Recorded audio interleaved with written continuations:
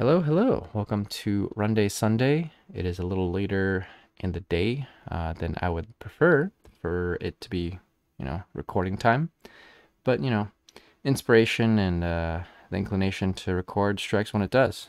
Can't, fight or argue against it. Hopefully, you are all having a good morning. This should be coming out at around 9 a.m. Hopefully, you are able to listen to this at a time of day on Sunday that is conducive to, some sort of Sunday exercise. I'm trying to get these out on Sunday, not so that people have to run on Sunday, but rather they'll have somebody to accompany or inspire them to get out and exercise a little bit on Sunday. Sometimes they can be very tempting to just play it lazy. And, I don't blame you.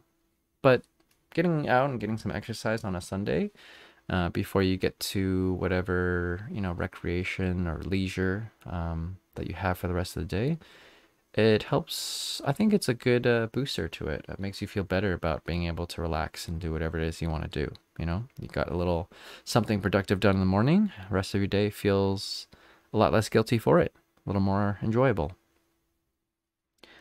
Okay, so here we go. I wanted to talk about some things that were a little more detailed, especially mechanically when it comes to running. But I also didn't want to talk about something that was, too complex or has too many parts to it that require a visualization because, that would require a video. I will be, doing stuff like that later on. But for now, I just figured I would talk about some basic mechanic stuff that was given to me when I first started running, and that made kind of a big difference. So I learned most of these in my junior year of high school when I joined cross country. Because before then, I had been running a good amount, especially playing sports. But no one had ever told me, how to formally run. I didn't have any sort of formal training in terms of just pure running. It was always in the context of a different sport. And even then, a lot of times it wasn't that specific as to why you move this way and how it's good for your body. So let's go. Let's talk about it. Number one, keep your weight under you. This is like something that sounds so basic, but I have found myself messing this up so much, even in recent times. It's very easy to mess up, in my opinion, because it's not something you notice going wrong immediately, I would say. So if you have your, when you're running and the point at which your foot strikes the ground, if that's not pretty much directly underneath you, it can cause a lot of issues. So regardless of whether it's too far forward, backwards, left, right, it can cause issues with tripping, twisting your ankle, injuring things like your calves, your knees, and yeah, it just causes a lot more problems than maybe you would necessarily think it would. Unfortunately, it can be a little bit difficult to notice, like I mentioned before. So I guess one of the things to address this is to just kind of keep an eye out and be paying attention to what things are hurting, what things are feeling strange, and building that experience to really understand it. So for example, if your knee, let's say your right knee is feeling off, maybe that means you are, let's say the road is slanted and you are now, leaning too much on your right knee. And so, your weight is mostly on your right, right? And your left side is being able to fully extend and go through the running motion, whereas your right side is not being able to do so much. It builds up a lot of stress on the right knee. You find it being sore and maybe feeling potentially injured. Not good. The sooner you realize this, the sooner you can try to adjust this. Another thing would be like if you are, let's say, what should we call it? Forefoot striking a little too hard. So let's delve into this little concept real quickly. Besides, talking about where your foot strikes the ground in relation to your body, right? Whether it's underneath you or not. You can also think about how your foot strikes the ground in terms of just looking at your foot, right? So if the front of your foot, where your toes are, it's also got the balls of your feet. Then you got the midfoot, which is, where your arch is. Just, think of the middle, right? And then of course you got your heel, which is the back of your foot. So typically when people talk about striking, they talk about forefoot striking, midfoot striking, and heel striking. And even though I would say there's no actual definite way to succeed in running by choosing any one of these, there are some, hazards that come with doing too much of one or another. Like I said, professionals make it by striking in all sorts of different ways. I've seen videos of professionals forefoot, midfoot, heel striking. It all works out. So don't worry too much about that part. But if you, for example, forefoot strike too much, right? So you're up on the balls of your feet, the middle of your foot, and maybe your heel.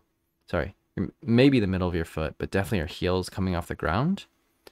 A lot of times what can happen is that, your calves are tensed up constantly, even before like you strike the ground, but even more so once your foot strikes the ground, it's driving that force up into your calves, and your calves are already tensed, right? Think about someone wearing heels, right?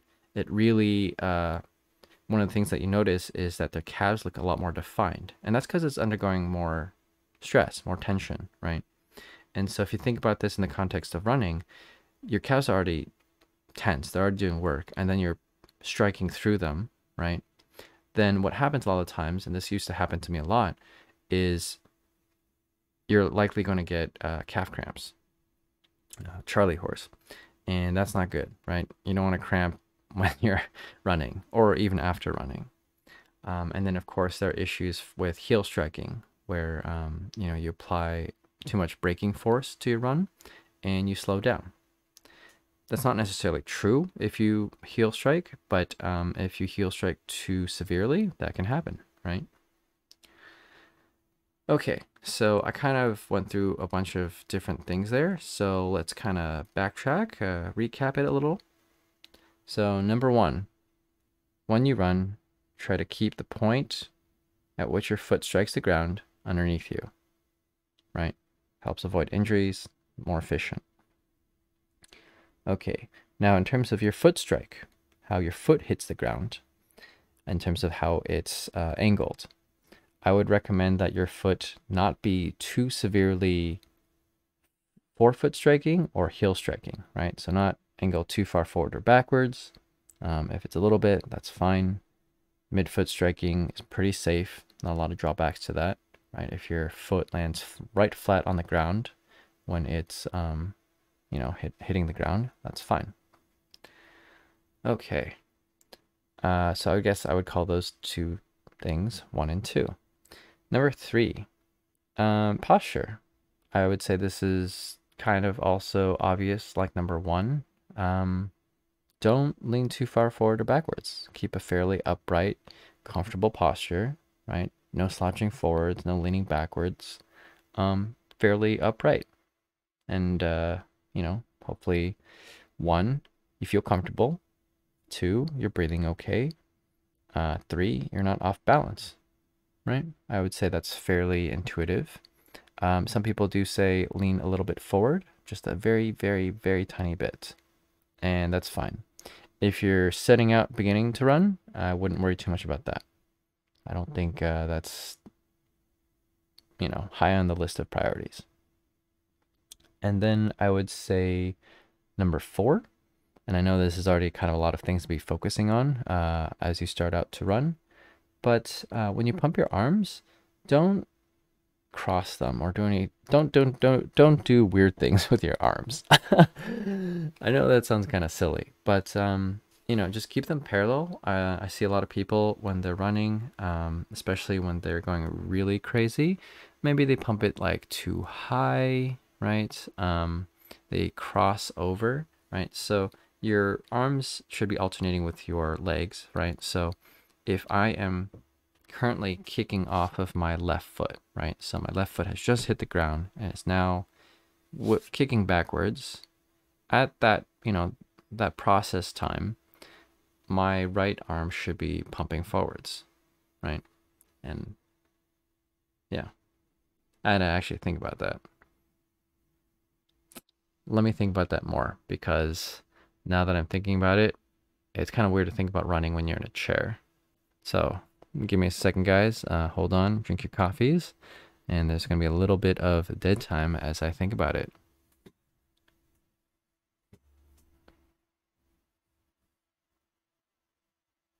Yeah. So anyways, alternate your leg and arm motions, right? So if your left leg is striking, your right arm should be pumping forward, vice versa. That was kind of embarrassing that I think about that for so long, but I really want to make sure I get it right. Anyways, so obviously alternate, but the other thing is, yeah, don't be, swinging your arms all crazy, right? If your elbows are too high, your shoulders and elbows are going to get tired. If you're crossing over, right? So for example, if my right arm is pumping forward, it shouldn't be coming across my body all that hard. Because then I'm just like spending all this energy and effort into like rotating my hips and shoulders around to get my arms, kind of like, swinging around. So, they just pump forward, front and back. That's pretty much it. All right.